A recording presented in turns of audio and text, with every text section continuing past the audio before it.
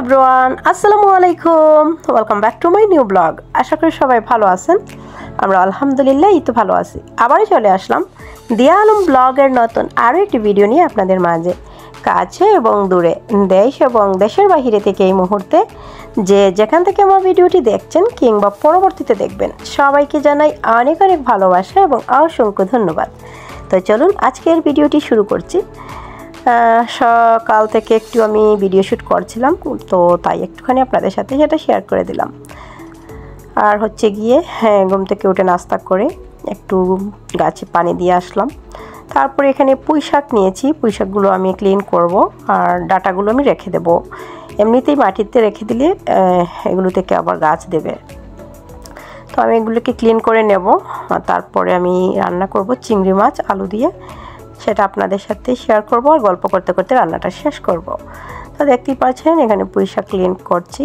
আর সবজি কাটতে আমার ভালোই লাগে, খুব ভালো লাগে কিন্তু সবজিগুলো ক্লিন করতে। আর এদিকে হচ্ছে চিংড়িগুলো আমি ম্যারিনেট করে রেখে দিয়েছিলাম। এবার চিংড়িগুলোকে আমি তেলে ভেজে নেব।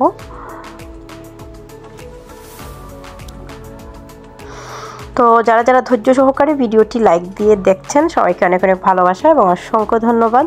কিছু কিছু বন্ধু ইদানিং আমার কাছে আসে, বাট সাপোর্ট আইডি দিয়ে বেশিরভাগ ভিডিও দেখে তাদের মেইন আইডি খুঁজে পাই না। তো সেই ক্ষেত্রে বলছি, যাদের ভিডিও আমি দেখিনি সরি, কারণ আপনাদের আইডিগুলো আমি খুঁজেই পাচ্ছি না। তো সবাই প্লিজ একটু মেইন আইডি দিয়ে কমেন্ট করবেন, আর নইলে সাপোর্ট আইডির মধ্যে একটু মেইন আইডির লিঙ্ক রাখলে আমার জন্য সুবিধা হয়। আর কিছু না, ইদানিং কারো ভিডিও দেখছি না কিংবা সময় পাচ্ছি না, কিন্তু আসলে ভুলিনি কাউকে, কথা হচ্ছে সময় নেই। আর এরকম দেখতে দেখতে টাইম হয় এবং টাইম লাগে, তো ইদানিং আর সময় নেই। তো যতটুকু পারি, যার পারি তারটা দেখে দিচ্ছি। আর হচ্ছে গিয়ে কথা বলতে বলতে এখানে চিংড়ি মাছ কিন্তু ভাজা হচ্ছে, দেখতেই পাচ্ছেন।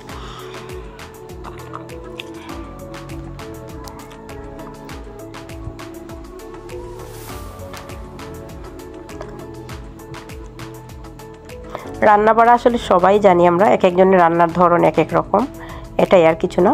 চিংড়িগুলো ভালো করে ভেজে তুলে নিয়েছি। এই পর্যায়ে আমি আলু যে কেটে রেখেছিলাম সেই আলুগুলো একই তেলে আমি সামান্য একটু হালকা করে ভেজে তারপরে তুলে নেব। পুঁই শাক অফ ক্যামেরায় রান্না করে নিয়েছি আমি, আর এটা আমি আপনাদের সাথে শেয়ার করছি।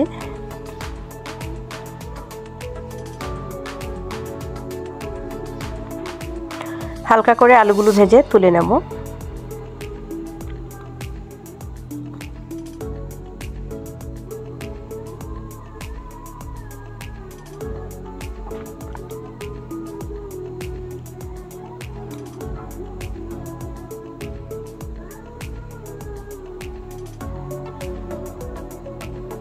তো আলুগুলো আমি তুলে নিয়েছি। এই পর্যায়ে আমি আরও একটু তেল এখানে দিয়ে দেব। তারপরে মশলা আমি দিয়ে দিয়েছি এখানে পেঁয়াজ পেস্ট এবং রসুন পেস্ট দিয়ে ভালো করে মশলাটাকে আমি ভেজে নেব। পেঁয়াজগুলো যত বেশি সুন্দরভাবে ভাজা হবে তত বেশি খেতে ভালো লাগবে। তো দেখতেই পাচ্ছেন এখানে আমি পেঁয়াজগুলো ভাজা হয়ে যাচ্ছে, মশলা দিয়ে দেব। তো তার আগে আমি কিভাবে রান্নাটা করছি সেটাই আপনাদের সাথে একটু শেয়ার করছি আর কি। তো যারা যারা যেখান থেকেই দেখছেন সবাই কমেন্ট করে জানাবেন কে কোথায় থেকে দেখছেন, এবং আমার ভিডিওগুলো ভালো লাগলে লাইক কমেন্ট শেয়ার করতে বলবেন না। নতুন বন্ধুদেরকে অনেক অনেক ভালোবাসা এবং পুরনো বন্ধুদের জন্য অনেক অনেক ভালোবাসা রইল।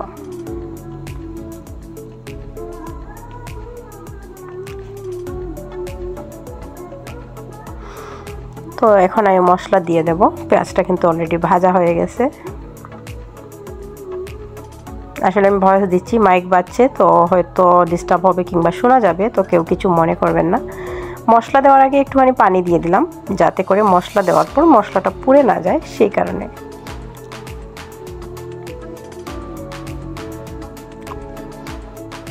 আসলে এই একটা ঠান্ডার সিজন আসছে, আমাদের চারিপাশে প্রতিদিন 2-3টা মাহফিল হয় এবং এরকম ওয়াজ হয়, তো সেই জন্য মাইক বাজে শোনা যায়।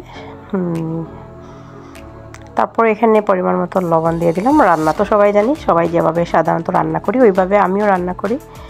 তো লবণ দিয়ে তারপরে মশলা দিয়ে দেবো, আর কি গুঁড়া মশলা। তো গুঁড়া মশলা এখানে দিয়েছি হলুদের গুঁড়া, মরিচের গুঁড়া, তারপরে দিয়ে দেব ধনিয়া গুঁড়া, তারপরে একটু পানি দিয়ে এটাকে মিক্স করে তারপর এখানে একটু পাঁচফোড়ন দিয়ে দিলাম।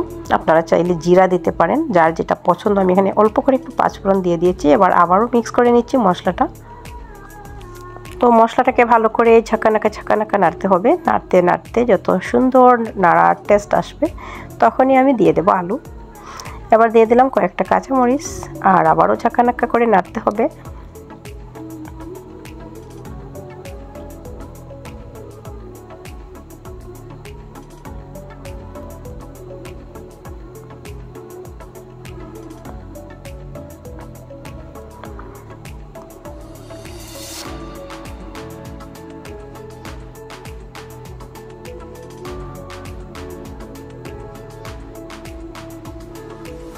এই পর্যায়ে দিয়ে দিচ্ছি আলু, আর আলু দিয়ে আমি সাথে সাথে আবার চিংড়ি মাছও দিয়ে দেব, কারণ যেহেতু আলুও ভাজা আছে, চিংড়িটাও ভাজা আছে, মশলাটাও কষানো হয়ে গেছে, তাই একসাথেই দিয়ে দিচ্ছি। দিয়ে মিক্স করে ঢাকনা দিয়ে ঢেকে রাখবো কিছু সময়, তারপরে আপনাদের সাথে শেয়ার করব।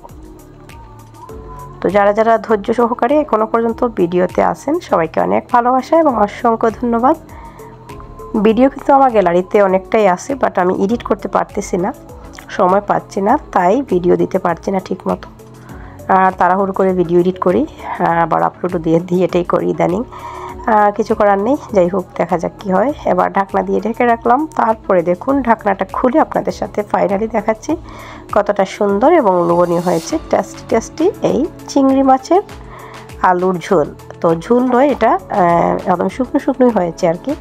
তো দেখতেই পাচ্ছেন একদম শুকিয়ে যাবে কিন্তু, তারপর নামিয়ে নেব। মানে চিংড়িটা ভুনা যেরকম করি ওই রকমই, বাট আলু দিয়েছি আর একটু ধনিয়া পাতা সুন্দর করে মিক্স করে দিচ্ছি। দেখুন আস্তে আস্তে ধনিয়া পাতা দিয়ে দিলাম। এবার আমি চুলাটা অফ করে দেব। তো ফাইনালি আপনাদের সাথে শেয়ার করছি কেমন হয়েছিল। তো যারা যারা এতক্ষণ পর্যন্ত ধৈর্য সহকারে আমার ভক শুনছেন সবাইকে অনেক অনেক ভালোবাসা এবং অসংখ্য ধন্যবাদ।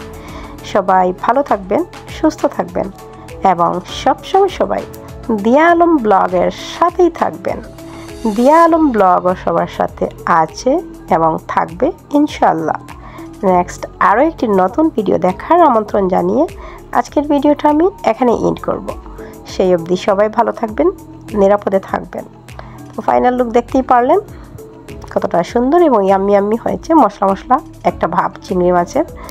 চিংড়ি মাছ কাদের পছন্দ অবশ্যই জানাবেন। চিংড়ি মাছ কিন্তু সবার পছন্দ, আমি জানি।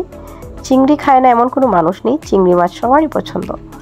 তো ফাইনাল লুকটা দেখতেই পারলেন। তো সবাইকে আল্লাহ হাফেজ, আসসালামু আলাইকুম। Thank you for watching my video.